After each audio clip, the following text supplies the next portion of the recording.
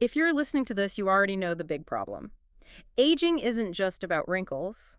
It is the single biggest risk factor for cardiovascular disease. The one we can't modify. Exactly. It's what drives that whole miserable cascade of fibrosis, inflammation, and stiffening that, makes the heart less effective over time. Hmm. We know what happens. The heart gets old. But the billion-dollar question has always been, where does the damage actually start? Where's ground zero? And today, we actually have the answer. It's thanks to a stack of source material using some truly cutting-edge tech.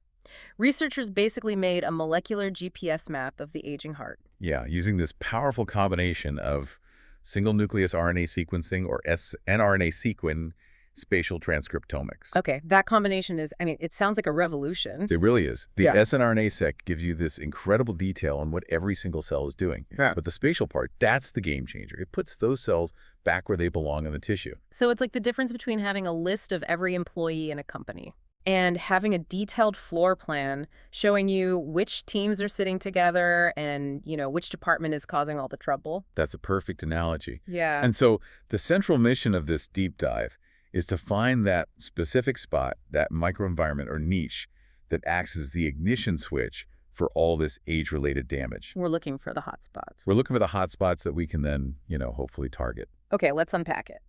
The study looked at hearts from young mice, about 3 months old, and then older mice, 18 months old. Which is pretty old in mouse years. And they took all that data and defined, 11 distinct cardiac niches. 11 of them, yeah. These functional regions across the heart.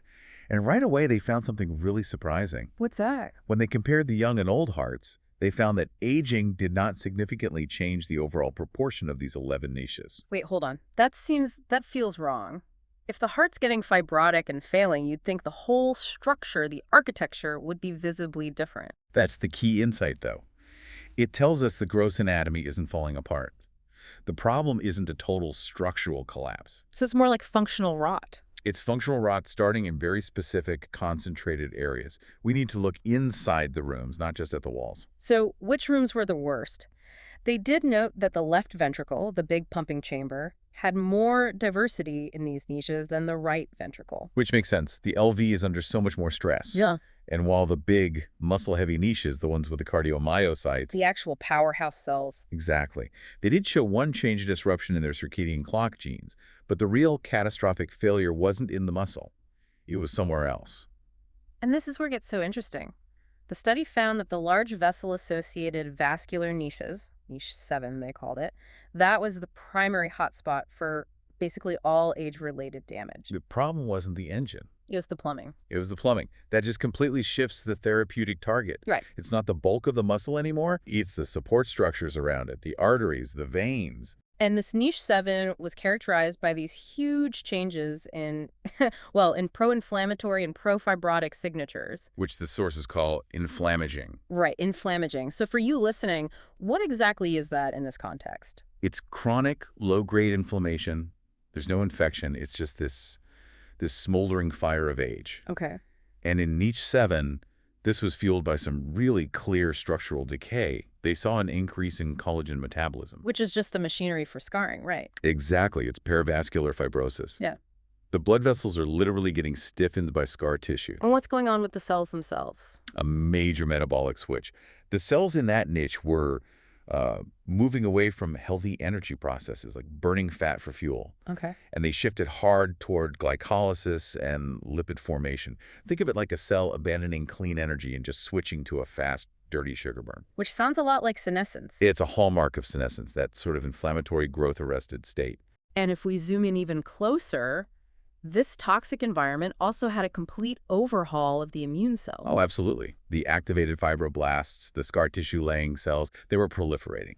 But the huge shift was in the macrophage populations. The heart's resident police force. Right. And this is where we should probably slow down because the names get a little technical. Let's just focus on their jobs, the good cops and the bad cops. Perfect. So what you see is a major increase in the bad cops. These are bone marrow-derived CCR2 plus live-borne macrophages. They're highly inflammatory, recruited from outside the heart. The outside reinforcement? Exactly. And at the same time, you get a decrease in the good cops, the protective tissue-resident live-1 plus macrophages. So the local protective crew is dwindling, and this aggressive inflammatory squad rushes in and just adds fuel to the fire. That's the perfect summary. And what's so compelling is that this isn't just in mice. They found similar patterns in spatial data from aging human hearts. Yes, using a 65-year cutoff for aged. It strongly suggests this vascular microenvironment is the universal weak link. Okay, so we know where it happens, the vascular niches and what happens, fibrosis and inflammation. But what's the actual dialogue driving this? How are the cells talking to each other? It's like a destructive conversation. Okay. The researchers predicted the activation of a very specific pathway. It's called the C3R1 pathway. P3C3R1. And it was firing up specifically in those regions where the macrophages and fibroblasts were clustered together. So this is the faulty communication channel. How does the message break down? The fibroblast, the builder cell, it expresses the ligand, C3. That's the message. Okay. The macrophage, the supervisor, it expresses the receptor, C3R1. It receives the message.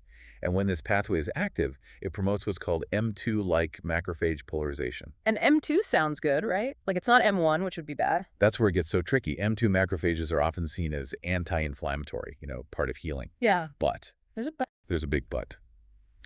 They're also known to be the cell type that drives fibrosis. In this setting, the signal is basically an urgent command to start building scar tissue aggressively. So the structural cells are telling the immune cells to accelerate the scarring. It's an engine of aging. It's a localized engine of aging. Yeah. Exactly. And it's compounded by the problem of those senescent cells we mentioned. The zombie cells. Right. And these vascular niches are where they pile up. But here's the paradox. Macrophages are supposed to eat senescent cells. It's part of their job. But they're not. They're not. Because the senescent cells in these niches were found to be using these really effective immune evasion mechanisms. They're hiding in plain sight. And they actually found the genes responsible for this. They did. These senescent cells express high levels of immune inhibitory molecules, specifically CD47 and SIRPA. Think of them as do not eat me flags. That's exactly what they are. So the senescent cells wave the CD47 flag, and the macrophages, which have the SIRPANE receptor, see it and back off. They look the other way. So this allows the senescent cells to accumulate, which just sustains the whole chronic inflammation cycle. It's a vicious, self-sustaining loop. The inflammation continues indefinitely because the source of the problem has developed a stealth mode. Fortunately, the study didn't just stop there. They moved on to an intervention using senolytics. Drugs designed to clear out senescent cells. Right. They used two types, a broad-spectrum combo, dasatinib and quercetin, or D plus Q, and another one, fisetin. Which is known to be more specific to endothelial cells, the cells lining the blood vessels. And the results were, well, they were pretty amazing. They validated the entire hypothesis. Both treatments effectively cleared out the senescent cells, and they did it precisely in those perivascular regions. In niche 7. But here's the absolute key, the part that ties it all together. Removing the senescent cells, it reestablished the immune balance. That's the win. They didn't just remove the zombies, they restored order. That's it. The treatments pushed back those detrimental bad cop macrophages, and the protective tissue-resident good cops returned to the levels you'd see in a young, healthy mouse. It proves the senescent cells were conducting this whole destructive orchestra. They were. So, to summarize the core finding of this deep dive, we were looking for the ignition point of cardiac aging, and we found it. It is not the main muscle cells. It's the perivascular microenvironment. That's the Achilles heel. It's the central hub for the inflammation, the fibrosis, all of it. In identifying that niche, it just opens up a whole new therapeutic strategy. We could be much more targeted now. And we should also quickly mention that other finding. The circadian clock genes. Right. In the cardiomyocytes themselves. That disruption is still really important and could be behind a lot of the age-related electrical issues, like arrhythmias. So it's a dual approach. Address the vessel aging and also tune the cellular clock. But let's leave you, the listener, with this final thought. The study showed senescent cells use signals like CD47 and SIRPA to hide from the body's cleanup crews. What if we could develop therapies that just block those evasion signals, essentially just knock out their stealth mode? Could we get all the benefits of senolytics without actually killing the cells directly, just by helping the body's own immune system do the job it was already designed to do?